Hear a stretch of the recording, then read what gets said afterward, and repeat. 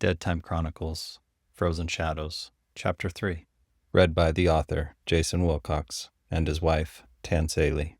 Tagen trusted the quiet more than sound. Born Aniborn, soul twisted into flesh, cursed with oil-slick black skin and red eyes that cut through the dark, he was made for the nights like this. Immortal, tireless, patient. Yet tonight the silence was wrong, heavy, suffocating, alive. The forest held its breath. He melted into shadow form, slipping from sight, able to drift through solid matter. The shift itself came without strain, but holding it gnawed at him more than it once had. He could still pass through stone if he wished, but each crossing scraped at him like sandpaper on raw skin. His master had seen to that, weakening him, a punishment with no end. His senses stretched outward, the musk of damp leaves, the movement of a deer far away, the brush of cold air against his cheek. The details still reached him, but blurred at the edges, as though distance no longer obeyed him the way it once had. The witch's woods pressed close around him, branches twisted like skeletal fingers. This was her domain, and he was tasked to guard its borders. Few dared enter. The forest itself was alive, aware. But something had changed. He couldn't place it, and that, more than anything, put Tagen on alert. He pressed against the cold flank of a boulder, claws flexing and tensed, ready to sink into stone if needed. The paws dragged. Crack! A twig snapped. Tagen focused his attention on where the sound came from. 3 figures emerged from the thicket of trees, their horns long, narrow, and unyielding.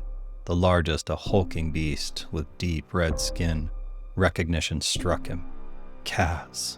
The name slammed into him. The witch's legend, unseen for more than a millennium, now stood in the clearing.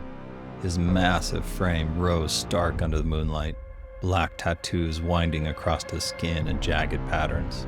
Ancient script carved into his horns caught the faint gleam. Tagen's claws dug furrows into the boulder as memories of the old war came flooding in. Battles tipped by this demon alone, civilizations undone by his strength. Kaz's voice rolled through the trees, low and commanding. The witch was right. His root turn lingers in the air. Tagen's gut tightened. His duty was to strike intruders, to cut down anything that dared leave the forest. But he wasn't blind. Even at full strength, he'd never match Kaz. In this weakened state, chained by hunger and neglect, he wouldn't survive a second. The truth sat heavily on his chest. One of Kaz's companions grunted, unease breaking the stillness. Kaz's gaze slid toward Tagen's direction. The tilt of his head made the space between them feel thin, his expression sharpening as though he could see straight through the veil.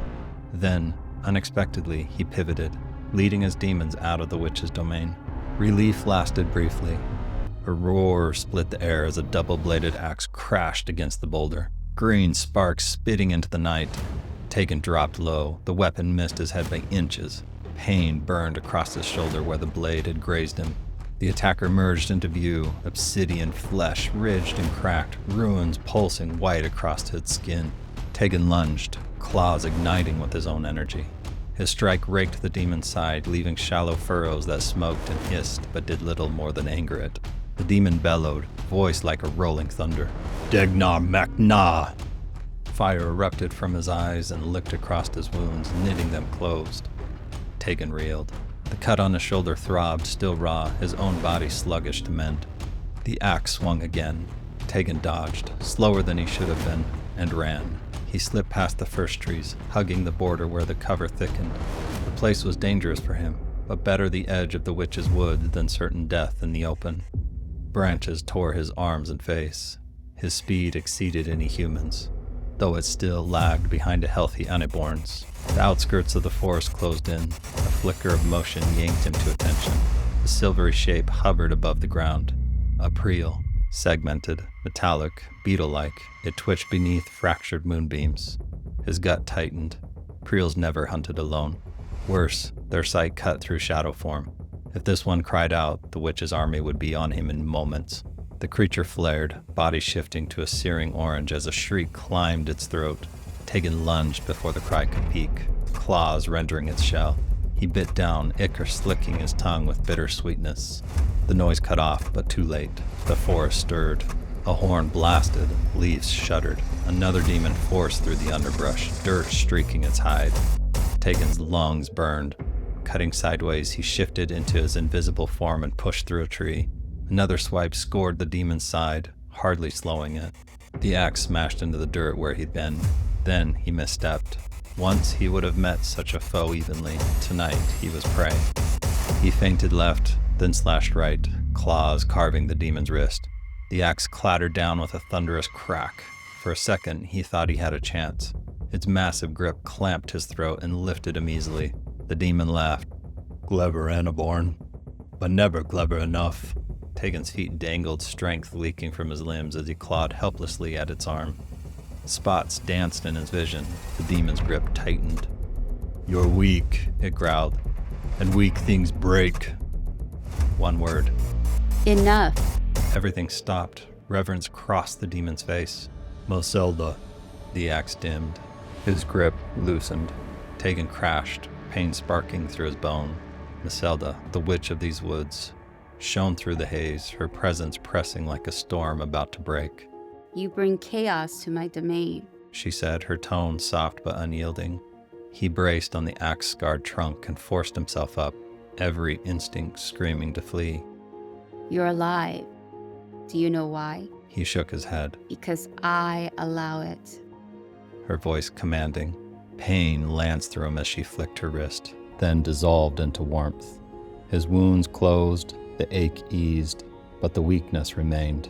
Her countenance was both bright and merciless. You are bound by chains that will destroy you. Fear is that chain. Break it. How? Tagen spoke, the question slipping out raw. Defy the ones who forged it. Defy Triad. Her expression softened for a heartbeat. You lived too long at the mercy of masters who would see you broken. I offer you a choice. Bondage or freedom. The words hung, judgment and promise both. Choose wisely, Aniborn, she said. Then she faded, leaving only the whispering of the forest. Tagen set his gaze on the mountains. Snipe had to know. His body carried him forward, but Meselda's warning clung like iron, heavier than his scars.